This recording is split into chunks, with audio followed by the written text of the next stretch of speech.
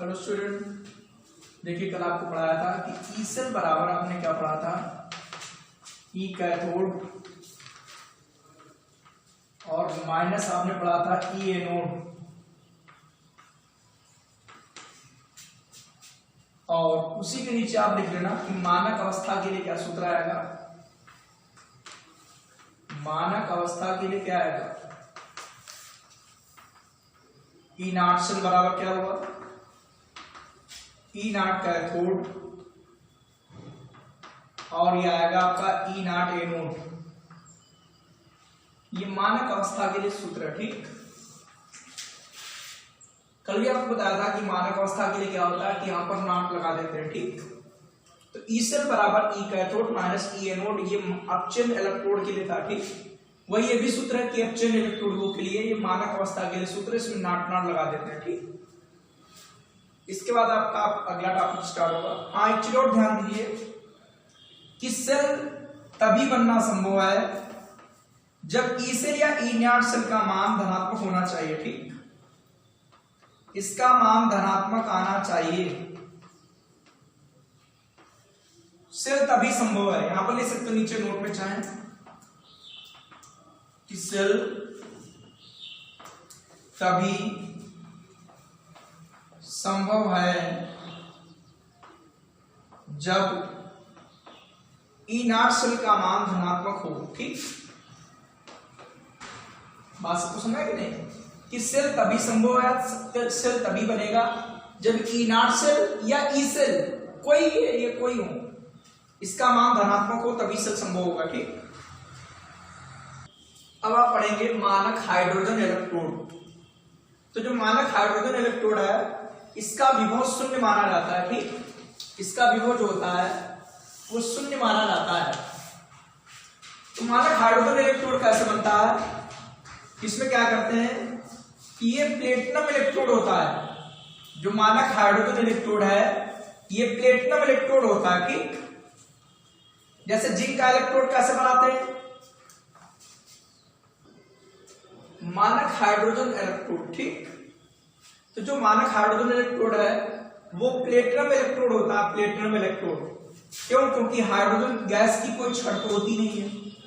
जैसे जिंक का इलेक्ट्रोड बनाते हैं तो जिंक की धातु की छड़ को उसी धातु के किसी लेवल के विलयन में डुबोएंगे, और मानक हाइड्रोजन इलेक्ट्रोड बनाएंगे तो हाइड्रोजन गैस की कोई छड़ तो होती नहीं है, तो प्लेटिनम की छड़ होती है। तो इसमें क्या करते हैं, ये प्लेटिनम इलेक्ट्रोड होता है, ये प्लेटिनम की छड़ होती है और ये प्लेटिनम की प्लेट होती है। इस पर प्लेटिनम ब्लैक का लेप होता है। ये कैसे किया जाता है ये बताएंगे आपको। ठीक, और इसके ऊपर एक कांच की नली रख देते हैं ऐसा। ठीक,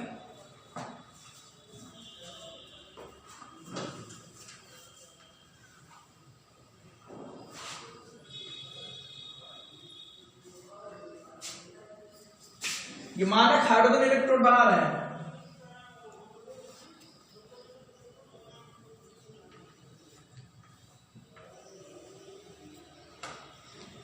मानक हाइड्रोजन इलेक्ट्रोड आपका बन रहा है।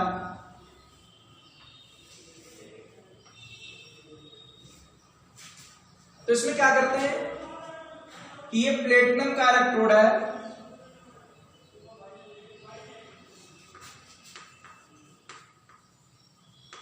ये प्लेटिनम की तार है, छड़ मान लो। ठीक,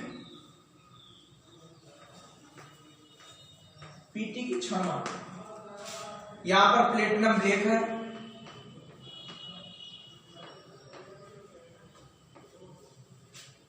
ठीक, और इसमें 1 मोलर सांद्रता का विलयन है।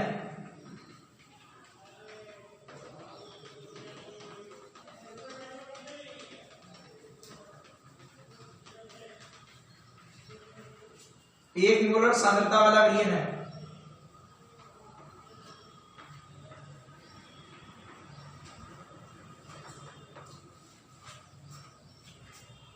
इसमें हाइड्रोजन गैस भेजते हैं, हाइड्रोजन गैस।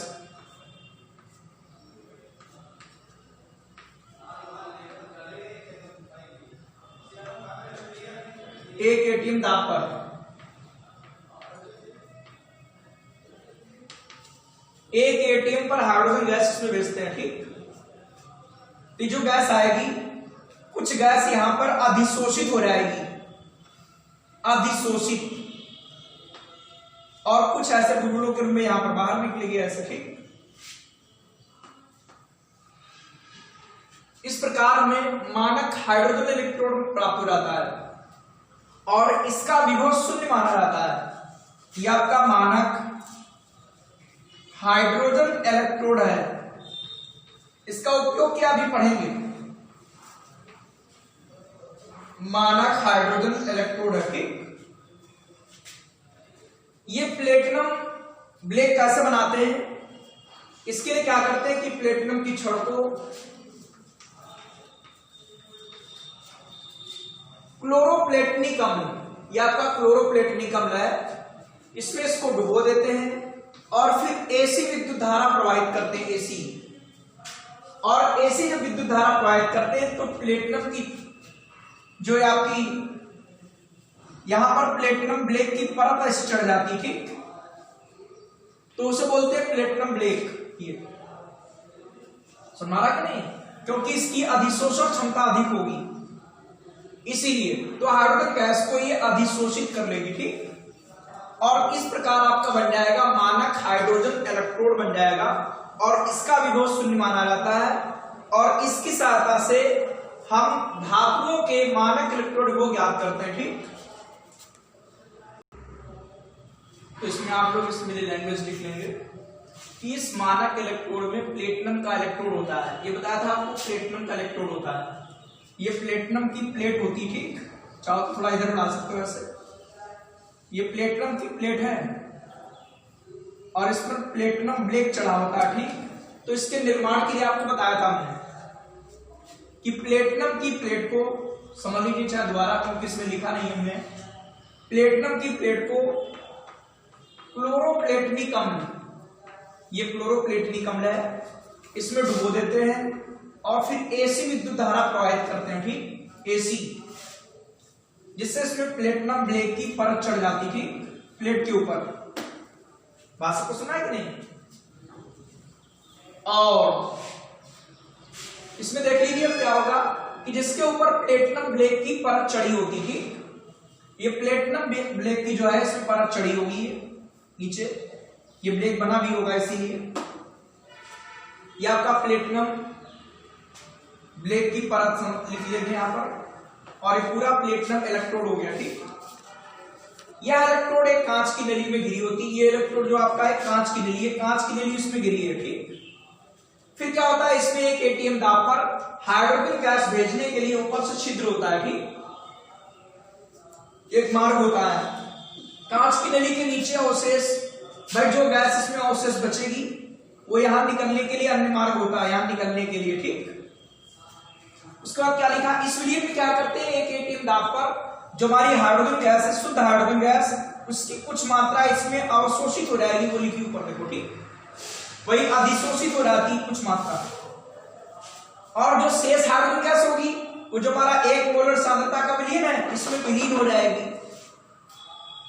हाइड्रोजन गैस निकलेगी, इसमें विलीन हो गई। ठीक, तो इस प्रकार हमारा ये मानक हाइड्रोजन इलेक्ट्रोड विभव होगा और इस इलेक्ट्रोड का जो विभव है वो स्वेच्छा से शून्य माना जाता है। इलेक्ट्रोड विभव शून्य माना जाता है इसका इलेक्ट्रोड विभव, और इसका उपयोग हम धातुओं के मानक इलेक्ट्रोड विभव ज्ञात करने में करते हैं। ठीक, कि जैसे जिंक का मानक इलेक्ट्रोड विभव ज्ञात करना है, कॉपर का ज्ञात करना है, ये सीखिए आप लोग, क्योंकि इसके बाद सेल पर आधारित न्यूमेरिकल होंगे। ठीक, तो ज्यादा मोस्ट इंपॉर्टेंट नहीं कि मानक हाइड्रोजन इलेक्ट्रोड क्या होता है, ध्यान रखो कि कैसे बनता है। ठीक, ध्यान रखना है कि मानक हाइड्रोजन इलेक्ट्रोड कैसे बनता है।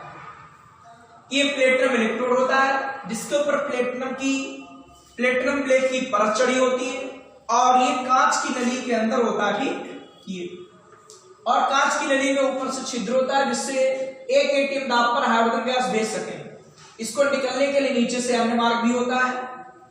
तो एक एटीएम दाब पर क्या होगा, जो शुद्ध हाइड्रोजन गैस है ये प्लेटिनम ब्लैक में अधिशोषित हो जाएगी और शेष जो हाइड्रोजन गैस बचेगी वो 1 मोलर सांद्रता वाले विलयन में विलीन हो जाएगी। ठीक, तो इस प्रकार ये साइड में आप पहले फिगर बना लेना, बाद में इसको लिख लेना, इसी को देखकर आपको लिखना है, आसानी से तैयार हो जाएगा। ठीक, देखिए इसमें लिखा है, उसके नीचे लिखेंगे इसके उपयोग से कुछ इलेक्ट्रोडों के मानक इलेक्ट्रोड को निम्न प्रकार ज्ञात किया जा सकता है। ठीक, जैसे पहला है कि जिंक का, एक उदाहरण है आपका जिंक का मानक इलेक्ट्रोड विभव, जिंक का मानक इलेक्ट्रोड विभव। ठीक, जिंक का मानक इलेक्ट्रोड को ज्ञात करना है। किस तरीके से ज्ञात करेंगे, देखो आपको बता दें, किसी भी निरपेक्ष इलेक्ट्रोड का विभव ज्ञात करना संभव है। कि आप सोच रहे हो कि एक आपका दिया है कि जिंक धातु की छड़ है, जिंक सल्फेट के में डुबो दे और इसका विभव ज्ञात हो जाएगा, तो ऐसा ज्ञात करना असंभव है। ठीक, कि किसी भी इलेक्ट्रोड का निरपेक्ष इलेक्ट्रोड विभव ज्ञात करना संभव है, किसी के सापेक्ष ज्ञात करते हैं। ठीक, कोई दूसरी धातु हो, उसका इलेक्ट्रोड बना हो, उसके इलेक्ट्रोड बना हो, उसकी सहायता से विभव ज्ञात करते हैं। कभी भी निरपेक्ष इलेक्ट्रोड का इलेक्ट्रोड विभव ज्ञात करना संभव है, किसी के सापेक्ष ज्ञात करते हैं। यहां पर जैसे जिंक का मानक इलेक्ट्रोड ज्ञात करना है तो हम हाइड्रोजन के सापेक्ष ज्ञात करते हैं, क्योंकि हाइड्रोजन का विभव शून्य माना जाता है। ठीक, मानक हाइड्रोजन इलेक्ट्रोड का, तो जो हमारा इस वोल्टमीटर में दिखाएगा मान, जो विभव दिखाएगा वही कहलाएगा जिंक का मानक इलेक्ट्रोड विभव। तो इसके लिए हमें जो है गैल्वेनिक सेल या विद्युत रासायनिक सेल बनानी पड़ेगी। ठीक, तो देखो ये धातु हाइड्रोजन से ऊपर है, जिंक धातु, इलेक्ट्रोकेमिस्ट्री पढ़ाएंगे, धातु हाइड्रोजन से ऊपर है, तो ये ऋण इलेक्ट्रोड होगा, अर्थात एनोड का कार्य करेगी। कॉपर धातु है तो कैथोड का। चिन्ह परिपाटी आपको पढ़ाई हमने कि आप जिंक इलेक्ट्रोड इधर रखेंगे। ठीक,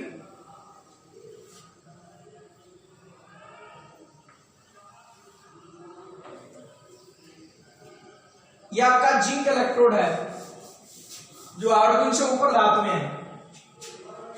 उनमें सब में आप धातु को या धातु के इलेक्ट्रोड को लेफ्ट में रखेंगे।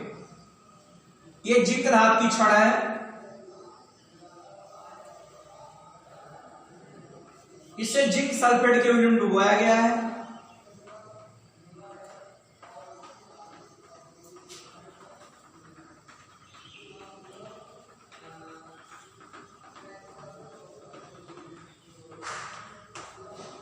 ये जिंक धातु की छड़ है,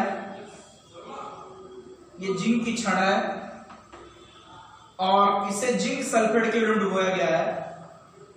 1 मोलर सांद्रता के जिंक सल्फेट विलयन डुबो दिया गया 25 डिग्री सेल्सियस तापमान, रूम टेम्परेचर कह सकते हो इस तापमान। तो ये जिंक का मानक हाइड्रोजन इलेक्ट्रोड वो बन गया। ठीक, जिंक का मानक इलेक्ट्रोड वो बन गया। अब इसको क्या करेंगे, मानक हाइड्रोजन इलेक्ट्रोड से जोड़ देंगे, मानक हाइड्रोजन इलेक्ट्रोड से जोड़ देंगे, अभी पढ़ा था आप लोगों ने।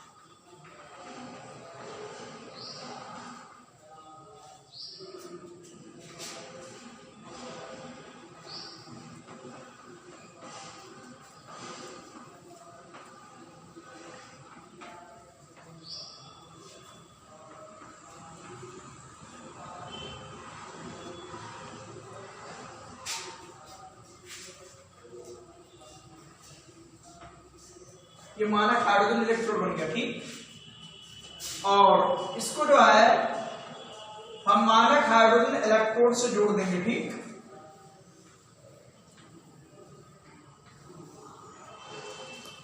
और दोनों को लवण वृत्त से जोड़ देंगे हम।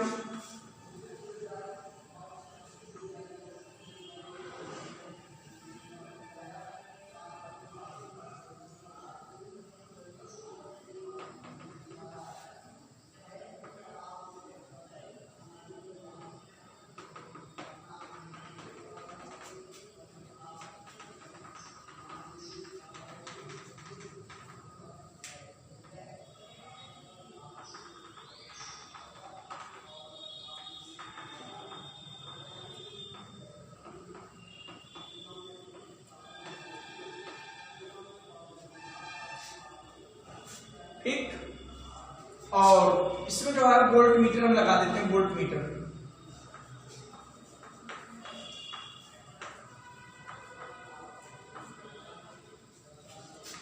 ये आपका ऋण इलेक्ट्रोड है, ऋण इलेक्ट्रोड, और ये धन इलेक्ट्रोड होगा। ठीक, तो ऋण वाला आपका इधर रहेगा, धन वाला उधर रहेगा। ठीक, ये जिनका मानक हाइड्रोजन इलेक्ट्रोड है, इसे हाइड्रोजन के मानक हाइड्रोजन इलेक्ट्रोड से जोड़ देते हैं। ठीक, मानक हाइड्रोजन इलेक्ट्रोड आपका है ये, उससे जोड़ देते हैं। जो यहां पर वोल्ट मीटर में रीडिंग आती है वही आपका कहलाता है जिंक का मानक इलेक्ट्रोड विभव। वो क्या कहलाता है? जिंक का मानक इलेक्ट्रोड वो कहलाता है। ठीक, तो देखिए कि जिंक इलेक्ट्रोड पर क्या होगा, या 8 एनोड पर, 8 एनोड पर, 8 एनोड, या लिख सकते हो जिंक इलेक्ट्रोड पर। जिंक इलेक्ट्रोड पर क्या होगा कि जो हमारी जिंक धातु है सॉलिड है, ये विलयन में क्या होगी, Zn++ में घुल जाएगी और इससे 2 इलेक्ट्रॉन निकलेंगे। एनोड पर ऑक्सीकरण क्रिया होती है। और ज्यादा कोई लैंग्वेज नहीं लिखना है, इतना ध्यान रखिएगा कि जिंक का मानक इलेक्ट्रोड हो। आपने जिंक का ये मानक इलेक्ट्रोड फिगर बना लिया। 8 एनोड पर ये क्रिया होगी, 8 कैथोड पर क्या होगा, ये आपका माइनस है, कैथोड आपका प्लस है, इस पर क्या होगा, अपचयन क्रिया होगी, 2H+। ये 1 मोलर सांद्रता का विलयन है, इसमें H+ चाहो तो लिख सकते हो क्योंकि H+ आयन होंगे। ये जली विलयन में है, 2 इलेक्ट्रॉन ग्रहण करेंगे, हाइड्रोजन गैस बनेगी। क्योंकि अपचयन क्रिया, वो ऑक्सीकरण क्रिया, कौन क्रिया, अपचयन क्रिया। बात सबको सुना है कि नहीं? ये एनोड पर और ये कैथोड पर, ये एनोड पर क्रिया होगी, कैथोड पर, इस पर ऑक्सीकरण और इस पर अपचयन क्रिया। ध्यान दीजिएगा आप लोग। अब सेल की संपूर्ण क्रिया क्या होगी, सेल की जैसे बता रहे इसी प्रकार से न्यूमेरिकल भी लगेंगे, इसीलिए आप लोग ध्यान रखिएगा कि किस प्रकार इनके मानक इलेक्ट्रोड याद करना, बिल्कुल सेम उसी प्रकार से इनके न्यूमेरिकल भी होंगे। सेल की संपूर्ण क्रिया इस प्रकार है।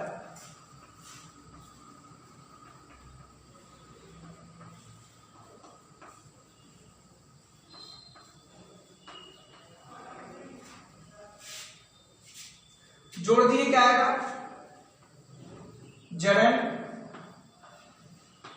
2H+ बदौलत टर्न कर देंगे। आगे क्या आएगा, Zn++ और ये हाइड्रोजन गैस,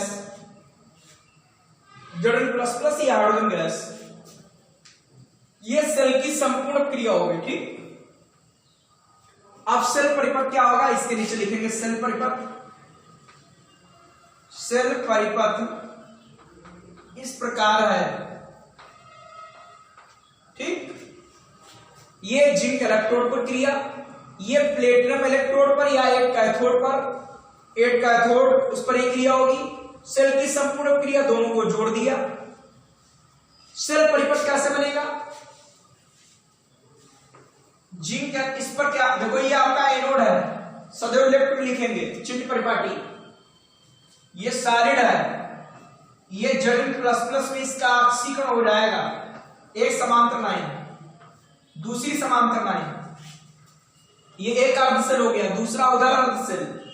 यहां पर क्या होगा, 2H प्लस, 2 चाहे लिखो चाहे लिखो, और ये हाइड्रोजन गैस, इसमें इसका क्या हो जाएगा, अपचयन हो जाएगा, इसका ऑक्सीजन पर अपचयन, यहां पर प्लस लिख दिया और ब्रैकेट में प्लेटिनम लिख दिया करो, प्लेटिनम एक एटीएम,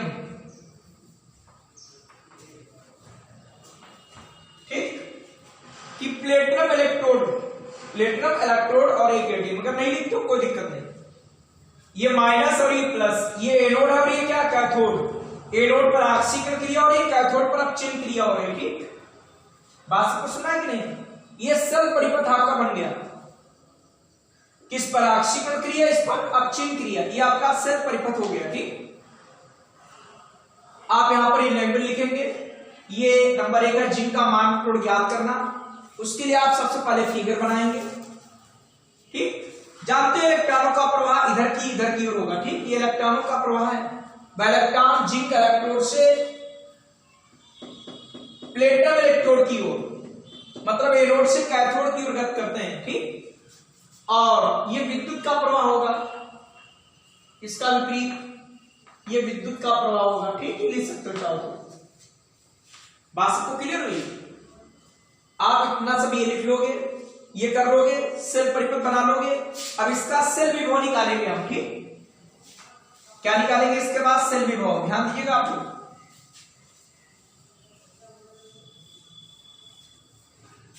तो अब निकलेगा ई सेल बराबर, मानक वाला निकाल लीजिए, ई नॉट कैथोड और ई नॉट एनोड,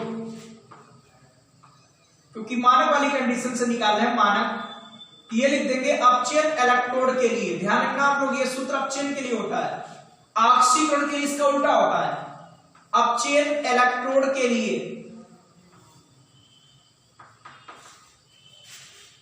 तो जो हमारा सेल, ये ई सेल, इसकी माप आएगी,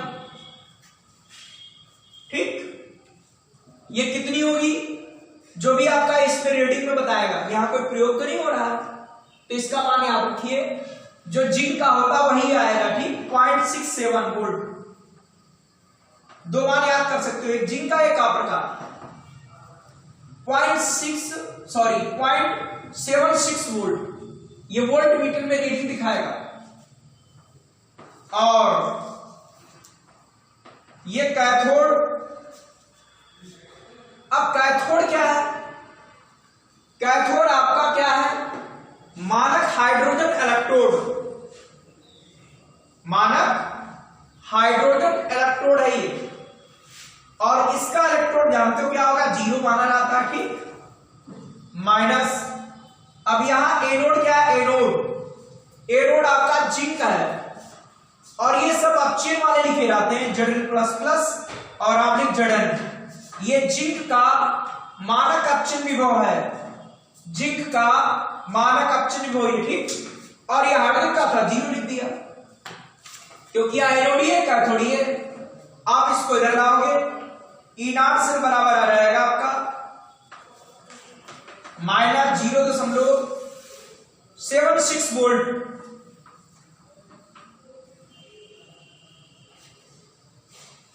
ये हो गया जिंक का मानक अपचयन विभव, जिंक का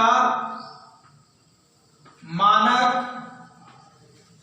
अपचयन विभव, जिंक का मानक अपचयन विभव आपका आ गया माइनस कितने वोल्ट, ठीक, ये जिंक का मानक अपचयन विभव है भैया, इसीलिए जो हाइड्रोजन से ऊपर धातु में है उनके मानक अपचयन विभव सब ऋणात्मक है, ठीक। अगर यही ऑक्सीकरण हो जाए कि जिंक का मानक ऑक्सीकरण विभव, ध्यान रखना, क्योंकि कभी कभी न्यूमेरिकल में ऑक्सीकरण विभव लिख देते हैं,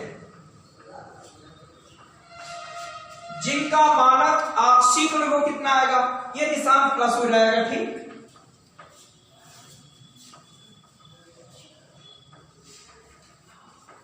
कितने वोल्ट, बात सबको सुना है कि नहीं, ये जिंक का मानक ऑक्सीकरण विभव हो गया है, ये प्लस में, क्यों, क्योंकि ऑक्सीकरण इलेक्ट्रोड के लिए क्या होता है, ये सूत्र उल्टा होता है, और ये सूत्र उल्टा होगा, ये उधर होगा, ये इधर आएगा, तो इसका मान प्लस में आ जाएगा। ठीक, ये जिंक का मानक ऑक्सीकरण विभव है, उसका मान प्लस में, अपचिंक आपका माइनस में। तो इस प्रकार ये निकल आया जिंक का मानक इलेक्ट्रोड विभव। बात सबको समझ आई कि नहीं? सिर्फ ये मान आपको याद करना है इसमें जिंक के लिए बस, कि जिंक का इतना होता है, कॉपर के 2 मान याद कर लो बस, और याद नहीं करने पड़ेंगे। न्यूमेरिकल में ये मान तो सब दिए हुए आएंगे। ठीक, इस प्रकार जिंक का मानक इलेक्ट्रोड विभव ज्ञात हो गया। ठीक, बात सबको क्लियर हुई? सेकेंड है आपका कॉपर का मानक इलेक्ट्रोड विभव। तो देखो विद्युत रासायनिक श्रेणी में कॉपर हाइड्रोजन से नीचे है, तो जब हाइड्रोजन से नीचे है तो इसको बनाएंगे कैथोड और इसको बनाएंगे एनोड। ठीक है, और एनोड हमेशा ध्यान रखिए लेफ्ट में रहता है, बुक में सही ढंग से नहीं दिया है कई बुकों में, इसीलिए ध्यान दीजिएगा। इधर आपका रहेगा मानक हाइड्रोजन इलेक्ट्रोड, क्योंकि हाइड्रोजन से नीचे धातु है, ठीक, इसीलिए कम सक्रिय धातु है। यहां पर रहेगा पहले मानक हाइड्रोजन इलेक्ट्रोड, उसमें उधर था, इसमें इधर रहेगा। ठीक,